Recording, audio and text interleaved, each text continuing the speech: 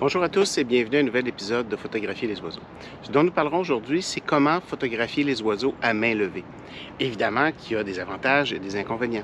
Dans le fait d'utiliser une 600 mm f4 comme celle-là, c'est sûr que le poids est un inconvénient, mais si vous êtes habitué de vous déplacer avec la caméra, ce sera un avantage. Oups. Un des avantages primordiaux, c'est d'être extrêmement réactif.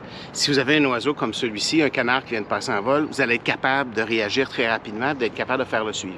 Le désavantage, par contre, c'est que si vous avez un objectif de ce poids-là, c'est qu'éventuellement, le poids de l'objectif va devenir un désavantage parce que c'est beaucoup plus difficile de le tenir à main levée comme ça pendant une longue période de temps sans avoir un peu de vibration. Une règle que vous devriez alors employer, c'est de vous assurer d'avoir une vitesse minimalement égale à la longueur focale de votre objectif. Dans ce cas-ci, j'ai une 600 mm couplée à 1.4, donc je suis à l'équivalent de 840 mm. Je devrais arrondir à la vitesse valeur la plus près, soit 1 millième de seconde. C'est la vitesse la plus lente à laquelle je pourrais aller à main levée en évitant de faire des vibrations. Pour être certain de bien figer les sujets que je vais avoir en vol, à ce moment-là, je vais recommander d'avoir une vitesse relativement plus rapide, soit 1/2 millième de seconde. À 1/2 millième de seconde, peu importe s'il y a un martin pêcheur qui passe, comme celui-ci, je vais être capable de suivre l'oiseau et de m'assurer que la photo va être bien nette. Il ne s'agit pas d'avoir une photo où l'oiseau va être flou, où le mouvement, le flou, le fait de bouger, de suivre, peut créer un flou de bouger. Donc, c'est important d'avoir une vitesse assez rapide. Le désavantage, comme je vous en ai parlé, c'est le poids. Vous avez vu, je supporte la caméra depuis un certain temps. Si j'avais été sur un trépied, j'aurais juste laissé ma caméra ici. Le trépied aurait supporté la caméra, ce qui fait que j'aurais eu moins de perte d'énergie pour être capable de le faire. Autre avantage et désavantage, avec le trépied, s'il y a du vent, on va être capable de faire un mouvement plus fluide. S'il y a du vent, regardez le pare-soleil, comment le pare-soleil peut être gros sur une 600 f4.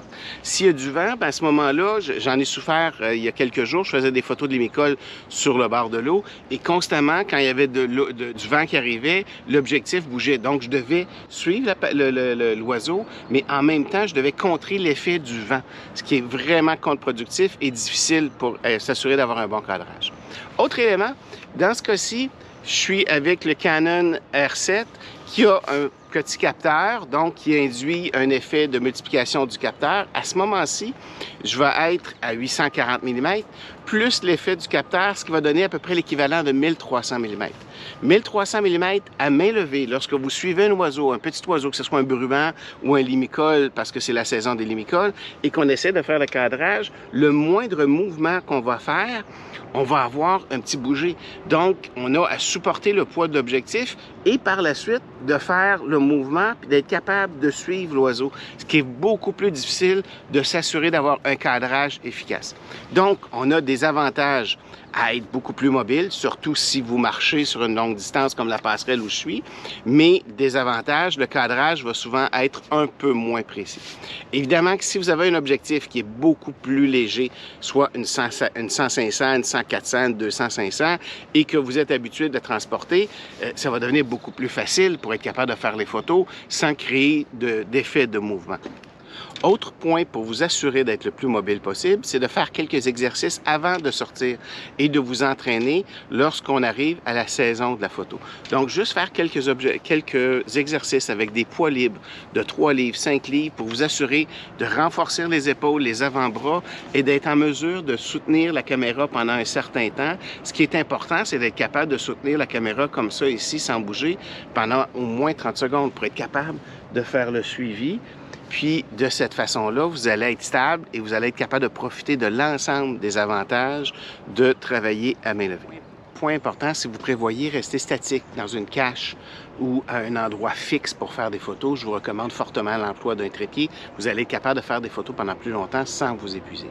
Par contre, si vous travaillez à main levée, voici une technique importante.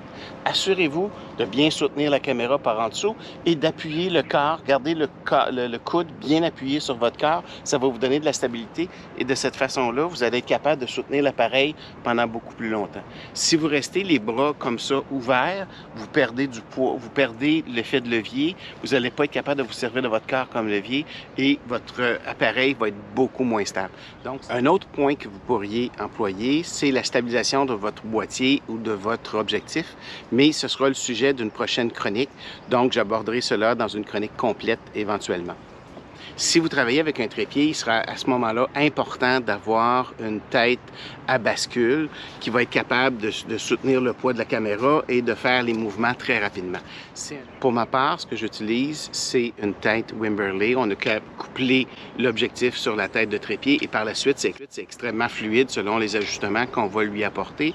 Mais à certains moments, je vais quand même préférer faire la photo à main levée. Que ce soit pendant les safaris en Afrique, j'utilise pas de trépied dans le véhicule safari, donc je vais travailler à main levée, mais je vais m'assurer d'avoir fait un peu d'entraînement avant de partir pour avoir la résistance et être capable de soutenir cet objectif-là pendant un certain temps. Je vous parlais précédemment de la réactivité du fait de travailler à main levée. Je me déplace sur une autre partie de la passerelle et je suis arrivé sur ce martin pêcheur. Vous pouvez voir la photo. La photo n'est pas recadrée.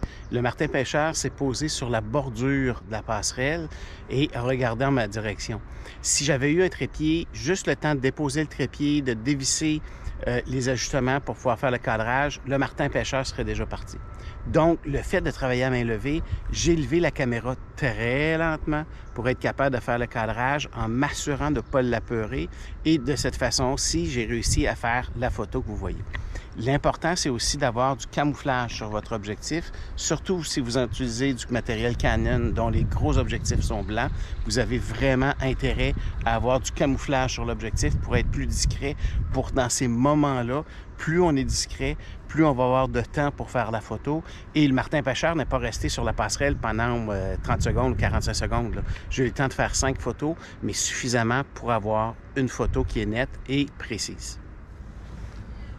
Autre avantage à travailler à main levée, c'est d'être en mesure de facilement s'asseoir au sol sans avoir à décrocher le trépied, de pouvoir être à la hauteur des oiseaux. Donc, on s'assoit sur la passerelle, on appuie l'objectif sur la rampe de la passerelle, ça nous donne une certaine stabilité, puis on va être capable de magnifier les oiseaux. Regardez les photos que je vous présente, cette photo-là de grèbe à bec bigarré où l'oiseau se détache complètement sur l'arrière-plan coloré.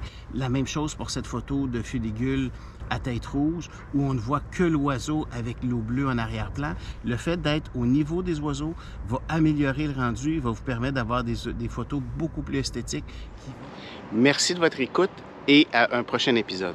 Pour en savoir plus, je vous invite à visiter mon site internet www.danieldupont.ca ainsi que ma page Facebook et Instagram. Bonne photo.